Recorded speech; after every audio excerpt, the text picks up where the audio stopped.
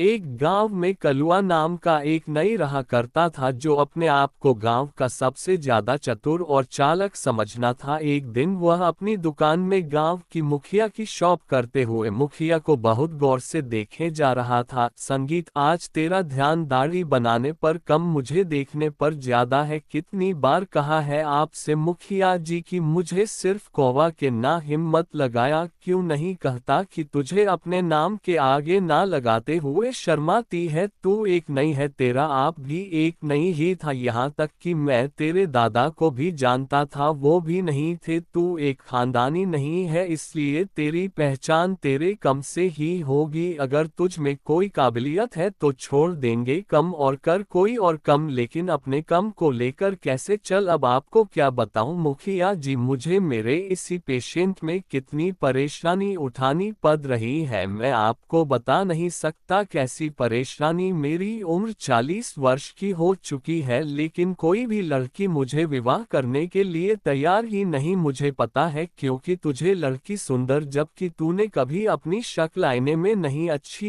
एक बार मेरे खाने पर अपनी शक्ल आईने में गौर से जरूर देखना। शक्ल का मैं इतना भी बड़ा नहीं हूँ मुखिया जी, अगर इतना बड़ा नहीं है तो इतना अच्छा भी नहीं है। आप सीधे सीधे बता, मुझे इतनी गौर से क्यों देख रहा था, क्या कहना चाहता है? आपको कैसे पता कि मैं आपसे कुछ बातचीत करना चाहता हूँ? अपनी आंखें पढ़ पढ़ कर मेरे चेहरे को इतनी गौर, तो मुझे यही लगेगा ना कि तू कुछ कहना चाह रहा है लेकिन कुछ का नहीं कर रहा। अब जल्दी बता क्या कहना चाहता है तू? मुखिया से बोला। वो बात ये थी मुखिया जी, अब कैसे बोलूं? अरे अपने मुंह से बोलूंगा मुखिया जी। आप भी मुखिया जी, आपकी बेटी नंदिनी की अभी तक शादी नहीं हुई ना, वो भी लगभग 35 के आसपास ही है, और आप अपनी बेटी की शादी मुझे कर दीजिए। कान्हा की बात सुनकर मुखिया गुस्से से आज बाबला होकर उठकर खड़ा हो गया और उसने जोरदार थप्पड़ करवा के गाल पर जड़ दिया। संगीत, जनता भी है, तू क्या बोल रहा है? तेरा आप मेरे पिता का खास नहीं था, सिर्फ तेरे आप का लिहाजा करके तुझे सिर्फ एक थप्पड़ मारा है। अगर तेरी जगह कोई और यह बोलने की हिम्मत करता ना, तो मैं उसकी मार मार कर हड्डी पसली एक कर देता। तेरी हिम्मत कैसे हुई है सब सोने की? मैंने ऐसा क्या गलत कर दिया मुकेश जी? मैंने तो सिर्फ आपकी बेटी से शादी करने के लिए बोला है।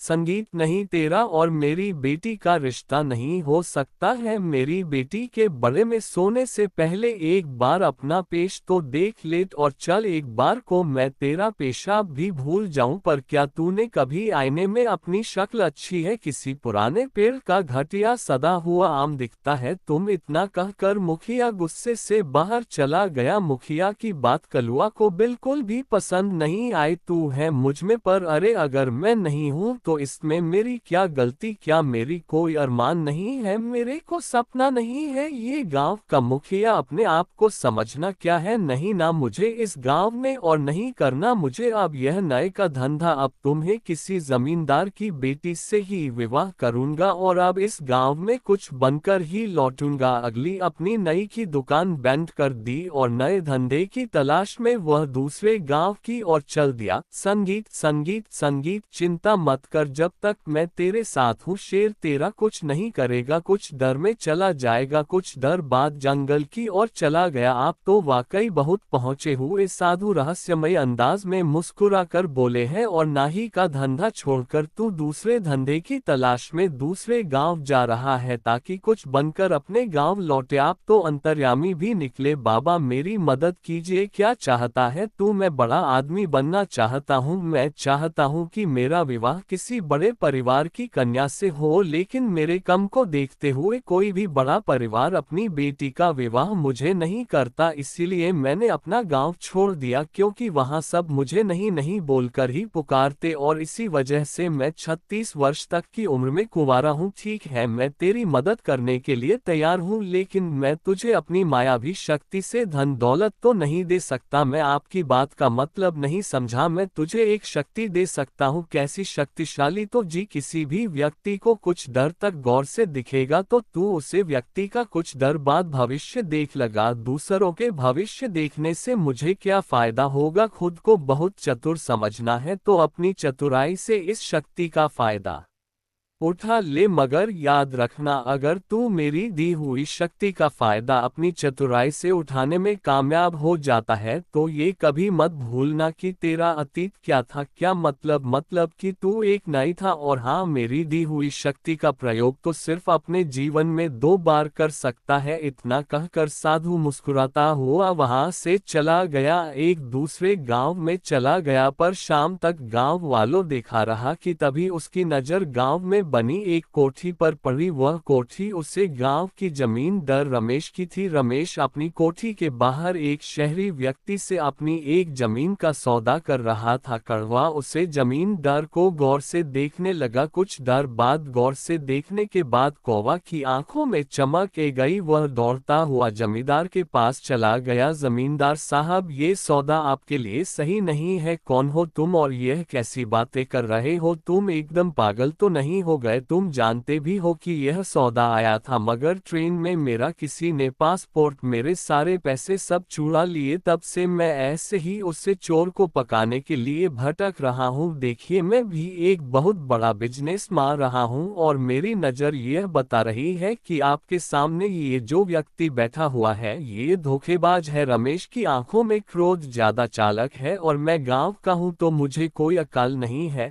संगीत, अगर इसकी बात कुछ प्रतिशत भी सही निकली तो आप तो सड़क पर जाएंगे। वह तुरंत फोन लगाकर किसी से बात करने लगा। अचानक रमेश के चेहरे पर गुस्सा झलकने लगा और जो व्यक्ति रमेश के सामने बैठा हुआ था वहां से भागने लगा। रमेश ने उसे व्यक्ति को पकड़कर पुलिस के हवाले कर दिया। रमेश नहीं जानता था कि कौवा ने उसका भविष्य देख लिया था कि भागने वाला व्यक्ति भविष्य में रमेश के साथ धोखा करने वाला था। संगीत, मैं बर्बाद होने से बैठ गया। वैसे तुम कहाँ ठहरे हुए हो? आज से तुम मेरे घर पर रहोगे और मेरे कारोबार में हाथ बताओगे। मुझे तुम्हारे जैसे ईमानदार और अच्छे व्यापारी की सख्त जरूरत। संगीत है, ये कैसी बातें कर रहे हो तुम? मेरा शहर जाना आज बहुत जरूरी है, तो अपने वो जरूरी काम को कल निपटा लीजिएगा। तुम व्यापारी अच्छे हो, लेकिन अब तो तुम ऐसे बातें कर रहे हो जैसे कि तुम फ्यूचर देख सकते, और तुम्हें पहले से ही आभास हो गया है कि आज मेरे साथ कुछ सही नहीं होने वाला। टेस्ट तो यही था। ने रमेश का भविष्य देख लिया था। वह जानता था कि कुछ देर बाद रमेश का एक्सीडेंट हो जाएगा। रमेश की पत्नी अनीता रमेश से बोली, आप कान्हा की बात माँ क्यों नहीं लेते? अपने जरूरी काम को कल कर लीजिएगा, मेरा आज जाना बहुत जरूरी है। अगर आप जैसी तुम्हारी मर्जी। दिव्या और अनीता इस दुनिया में अब अकेली रह गई थी। इतने बड़े कारोबार को संभालने वाला कोई नहीं था। कुछ दोनों बाद अनीता कान्हा से बोली, मेरे पति के जान के बाद अब इतने बड़े कारोबार को कौन संभालेगा? मैंने और मेरे पति ने सोचा था कि सर का सर कारोबार दिव्या के पति के हवाले कर देंगे और हम दोनों तीर्थ पर चले जाएंगे, लेकिन वो ये दिन देख ना सके। मैं चाहती हूँ कि मेरी बेटी का विवाह तुमसे हो जाए। क्या तुम मेरी बेटी से विवाह करोगे? अनीता की बात सुनकर कलुआ के माँ में लड्डू फुटाने लगे। गवाह यही तो चाहता था कि उसने तुरंत हामी भर दी और दूसरे दिन दिव्या और कलुआ का विवाह धूमधाम से हो गया। कंवर रात और रात करोड़पति बन गया, लेकिन गांव वालों से मिले मान सम्मान की वजह से वो खुद को राजा समझना लगा। एक रोज रात के वक्त कान्हा अपनी पत्नी से बोला, देखो, तुम मेरी पत्नी हो तो ये तुम्हारे लिए बहुत बड़ी खुशनसीब की बात है। तुम्हें मेरी सेवा करनी चाहिए। अगर मैं ऐसा नहीं करता तो वह इस दिन सड़क पर जाते। अच्छा, मेरे पैरों में बहुत ज्यादा दर्द है। मेरे पर धाबा दो। लगातार कई घंटा तक अपनी पत्नी से पर दबाता रहा। थकान से जैसे ही उसकी पत्नी मेरा सर भी दबाना है। उसे दिन के बाद कानू अपनी पत्नी से रोज रात भर पर धाबा हुआ था। एक रोज दिव्या परेशान होकर अपनी माँ से बोली, इन्होंने तो मेरा जीना हराम कर रखा है। रोज रात भर ये मुझे कभी पर कभी सर दबाते हैं, मैं सो नहीं पाती। बेटी, लेकिन तू चिंता मत कर। मैंने सुना है कि यहाँ एक बहुत पहुँचे हुए साधु आए हैं तो सबकी मुसीबतें दूर कर रहे हैं। कल मैं तुझे चुपके से उन्हें के पास ले चलूंगी। अगले दिन दिव्या की माँ अपनी बेटी को उन्हें पहुँचे हुए साधु के पास ले गई। मेरे पति मुझे प्यार नहीं करते, मुझे गुलाम की तरह व्यवहार करते हैं। तुम्हारा पति क्या करता है? दिव्या की बात सुनकर बाबा रहस्यमय अंदाज में मुस्कुराते हुए दिव्या से बोले, जाएंगे मैं